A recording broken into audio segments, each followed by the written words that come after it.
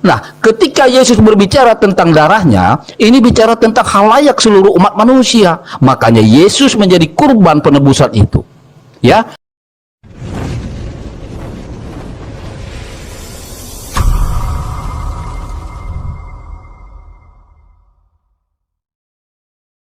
Jadi gini, ketika saya menjelaskan, Bung, keselamatan itu memang harus punya dasar. Agama harus punya kepercayaan yang mendasar terhadap siapa yang membawa agama itu. Kan itu jelas tuh. Rasulullah Muhammad SAW itu datang mensyariatkan syariat kurban. Maka jelas apa yang saya uraikan tadi itu sudah nyata di depan orang-orang yang punya akal. Mimbahi matil an'am. Itu jelas tuh. Perintah untuk kemudian berkurban itu hewan, bukan manusia. Kitabnya orang Yahudi juga sama. Nah, puncak dari itu semua, iman Kristen di dalam pengajaran Yesus menurut pengabaran Lukas dalam Lukas 5 nomor 14, Yesus memerintahkan orang-orang yang sesamanya pun untuk kemudian mempersembahkan seperti yang dipersembahkan Musa. Yesus melarang orang itu memberitahukan kepada siapapun juga. Dan Yesus berkata, pergilah, perlihatkan dirimu kepada imam, dan persembahkanlah untuk pentahiranmu, pensucianmu, pengkudusanmu, persembahan seperti yang diperintahkan Musa, sebagai bukti bagi mereka. Ini Yesus. Musa, Imamat 1 nomor 2. Yesus, Lukas 5 nomor 14. Lalu persembahan Yesus sebagaimana yang tertuang di dalam Ibrani 10 nomor 10, dipersembahkan darah Yesus ini untuk menebus dosa-dosa Kristen. Itu ajarannya dari mana dan kepada siapa darah Yesus itu dipersembahkan. Sebab Tuhan yang benar mintanya bukan darah manusia. Apalagi dia datang menjadi manusia untuk mati mempersembahkan darahnya, itu mustahil.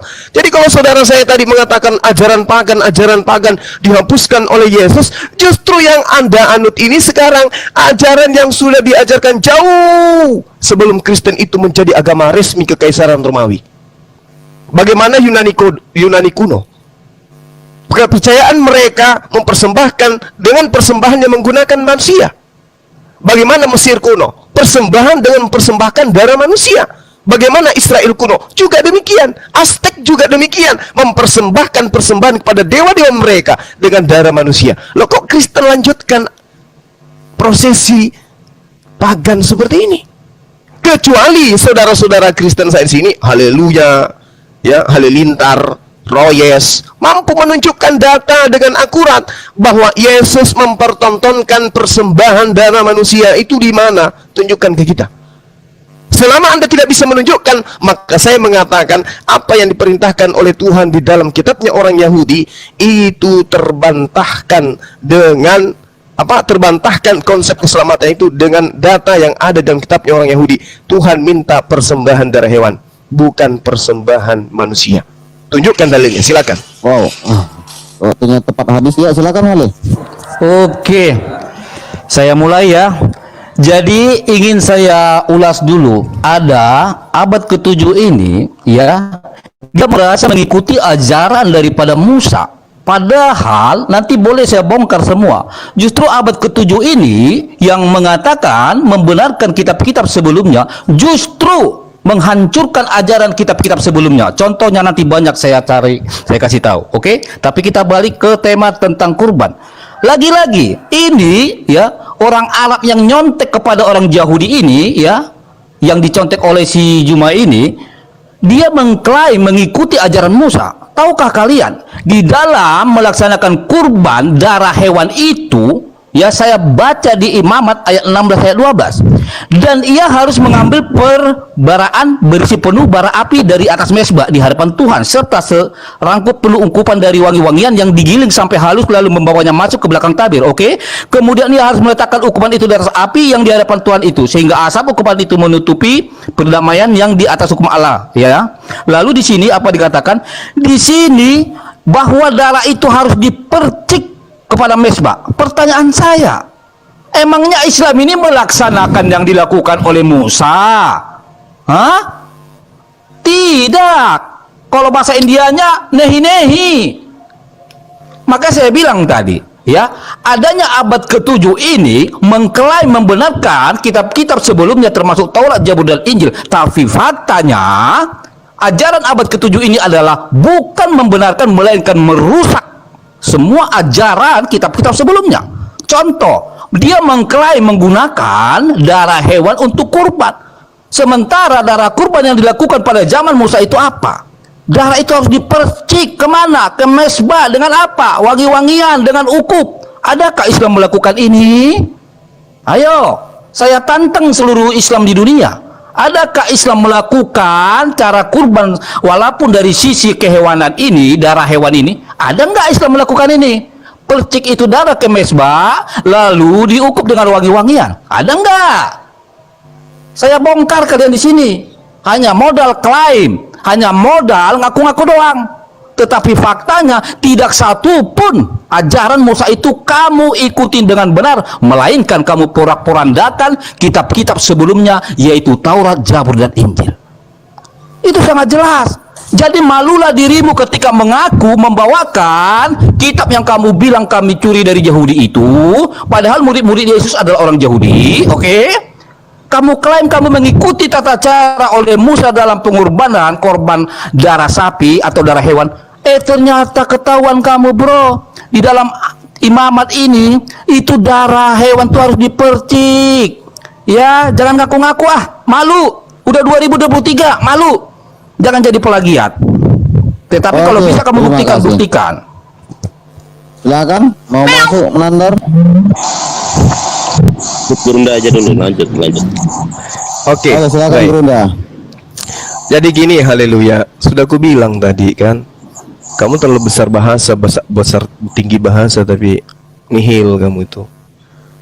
Ini yang kita bahas ini, darah Yesus dipersembahkan kepada siapa? Dasar Al-Quran, dasar Islam itu melakukan persembahan kurban Al-Quran, bukan Taurat.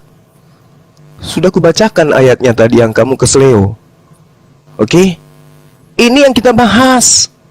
Islam punya syariat sendiri, Yahudi punya syariat sendiri. Kenapa kamu sama-samakan? Yang kita bahas ini Tuhan kami minta persembahan darah hewan. Yesus yang kau tuhankan juga minta pengikutnya mempersembahkan darah hewan. Muncul Kristen dari Antioquia mempersembahkan anak Maria. Dan itu diperhatikan oleh siapa? Diperhatikan oleh agama-agama kuno masa lampau. Contoh, ya, peradaban Maya, orang-orang yang sangat pintar. Mereka adalah orang Maya, orang yang hidup pada masa 1800 sebelum Masehi sampai 250 sebelum Masehi. Peninggalan orang Maya ini masih kita bisa rasakan hari ini tentang astronomi, kalender, dan lain-lain. Layaknya orang kuno, kepercayaan mereka adalah menyembah dewa-dewa. Mereka menyembah roh-roh. Dewa mereka marah dan bisa mendatangkan bencana kepada mereka menurut iman mereka. Itu yang perlu Anda pahami. Maka kemudian untuk mencegah kemarahan dewa mereka, untuk mendamaikan mereka, mereka melakukan ritual yang mengorbankan manusia sebagai tumbalnya. Kristen sama nggak? Sama. Apa bedanya coba? Ayo. Orang-orang Maya percaya kepada dewa-dewa. Ada dewa senior, dewa junior. Ada, sama. Maka muncul pengajaran untuk mencerdaskan anak bangsa kepada siapa Yesus ini dipersembahkan. Kok tidak muncul di dalam tatanan agama orang Yahudi hari ini? Ada Tuhan dari makan darah untuk manusia. Kok nggak muncul di dalam tradisi Yahudi? Kok munculnya di Kristen? Maka muncul pertanyaan, sebagai orang yang merasa hebat, mengaku hebat, kamu punya kewajiban untuk meluruskan ini. Bantah Bang Suma. Karena kenapa? Di dalam kitabnya orang Yahudi, Imamat 20 nomor 3, Tuhan berkata, aku sendiri akan menentang orang-orang itu dan akan melenyapkan mereka dari tengah-tengah bangsanya karena dia menyerahkan seorang anak manusia kepada dewa Molok. Ayo, Tuhan yang berkata begitu. Terus kemudian kamu mau Tuhan datang justru mempersembahkan dirinya. Ilmu dari mana yang Anda dapatkan? Makanya tugas Anda sekarang adalah, Bang Suma, di dalam kitab kami, dalam imamat penggenapannya, Tuhan memang datang untuk mempersembahkan darahnya sendiri. Itu terus di mana? Kalau tidak ada, saya mengatakan Kristen mempersembahkan darah Yesus kepada dewa-dewa. Ayo, bantu saya, silakan. Oke, waktu habis. Saya Bang Rusnya. Sabar Bang Ros, silakan, haleluya. Oke. Jadi ya, kita masih ingat terngiang jelas karena barusan beberapa detik atau beberapa menit dia ungkapkan masalah tentang kurban hewan itu. Dia sampai teriak loh bahwa itu pengajaran Musa. Ketika saya bongkar kalau benar dia membenarkan ajaran kitab-kitab sebelumnya seperti yang tertera di Al-Maidah 46:47, dan dia tidak bisa membuktikan sebagaimana yang dilakukan oleh orang Yahudi atau pada zaman Musa, tata cara untuk menyampaikan kurban itu melalui darah hewan, yaitu dipercik ke mezbah lalu diukup dan diberi wewangian. Ketika dia ketahuan tidak bisa membuktikan dan ternyata ketahuan dia hanya simbolis yang tidak masuk dalam pengajaran Musa, lalu dia teriak apa tadi? Oh, kami ini kan ikut Al-Quran, haleluya, bukan ikut Taurat. Bagaimana seorang muslim yang mengakui mengimani Al-Quran, jelas firman Allah mengatakan di Al-Maidah 46, membenarkan kitab-kitab sebelumnya karena kitab Taurat Zabur itu adalah cahaya kebenaran. Datang seorang Juma tiba-tiba berperang melawan pernyataan Allahnya. Oh, kami ini kan pengikut Al-Quran, haleluya. Kenapa ini kau lakukan? Karena kubongkar kedokmu, bahkan mengikuti tata cara dalam Tauratmu, dalam Taurat penyembelihan kurban hewan pun kamu nggak masuk, ya, nggak ada itu Islam dalam kurban hewan itu dipotong, darahnya dipercik, diukup, nggak ada. Justru apa? Dibagi-bagi, dimakan, ya toh. Lalu kamu sekarang beralasan apa? Oh, kami ikutnya kan Al-Quran. Kalau begitu, apakah kamu mampu dan berani menghilangkan setiap ayat-ayat yang mengatakan bahwa kamu wajib membenarkan kitab-kitab sebelumnya, yaitu Taurat, Zabur, dan Injil? Jawab itu nanti. Ya, tetapi kalau di dalam kekristenan kami ada sebab musabab kenapa menjadi darah manusia atau Yesus atau firman menjadi manusia itu menjadi kurban.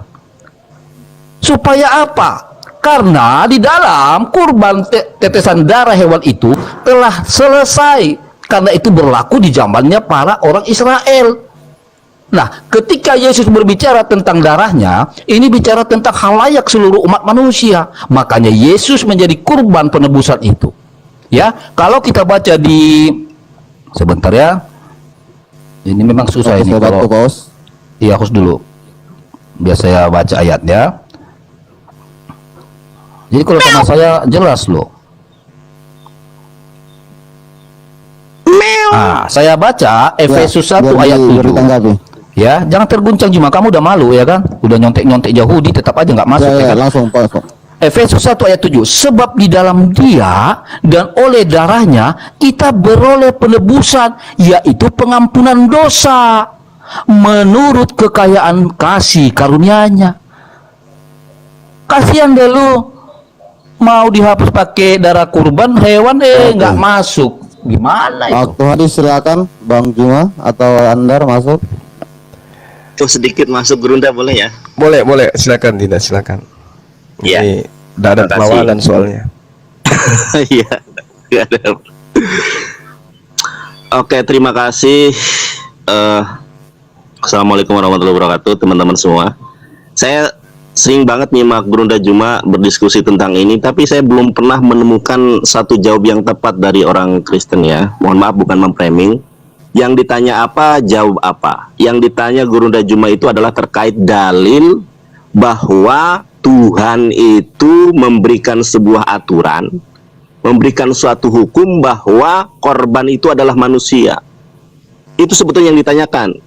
Di mana dasarnya, di mana ayatnya Tuhan berbicara bahwa Dia itu mengorbankan manusia sebagai tumbal.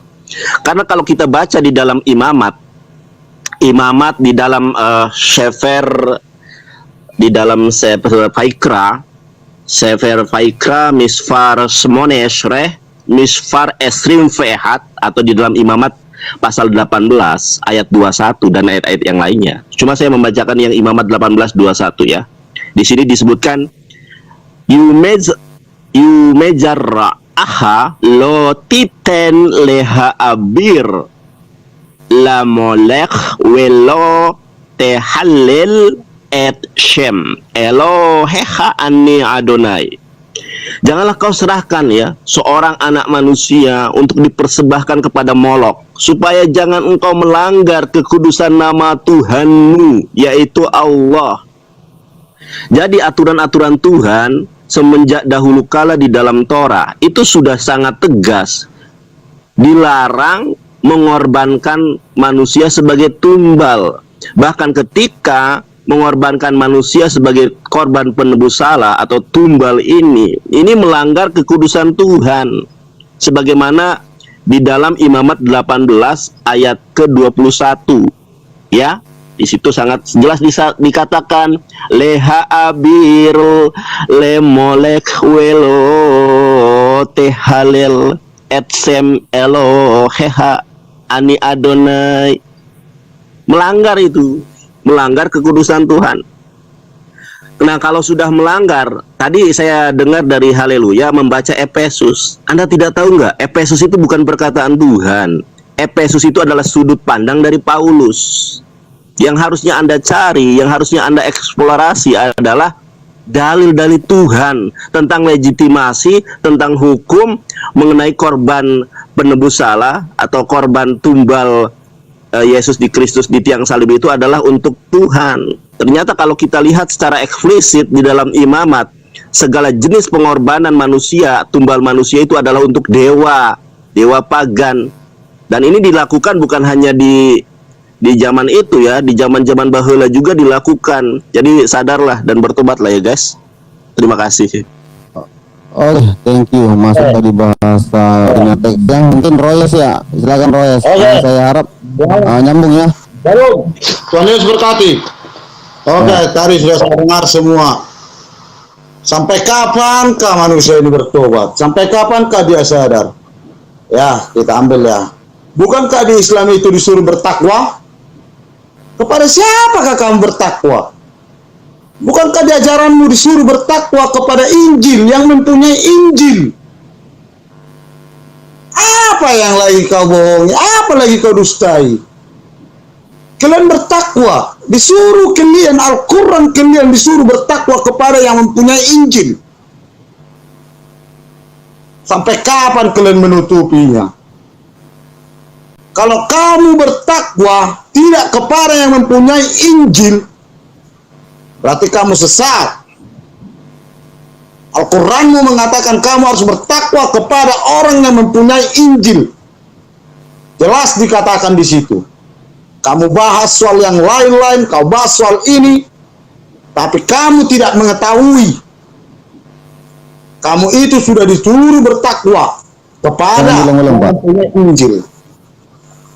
Jadi saudaraku, jangan kau samakan dengan framing-framingmu. Yesus itu disalibkan bukan kehendak dari manusia, tapi kehendak oleh Bapa itu sendiri yang mau menyelamatkan manusia itu. Jadi hanya satu Tuhan yang hidup, yaitu Tuhan Allah, Ishak, Yakub, dan Abraham. Jadi jangan kamu menyesatkan manusia itu, karena menyesatkan manusia itu hukumnya adalah neraka.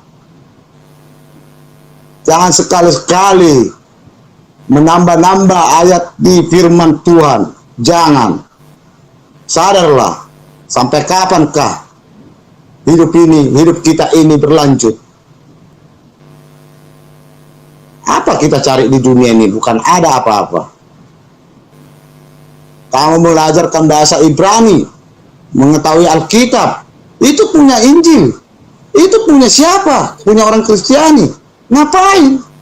Kalau kamu mau belajar, belajarlah kepada orang yang punya Injil itu. Bukan kamu menerangkan Injil itu. Itu sudah salah pemahamanmu. Sekian Bang Ken. Ya, masih ada 30 detik lagi. Ya, saya harap nanti lebih ini ya, masuk ya, menyentuh ya, jangan berkhotbah mungkin lebih akademis ya, ditanggapi ngomong apa. Silakan Bang ini, biar nyambung guys. Bang Suma dong. Ayo Bang Juma.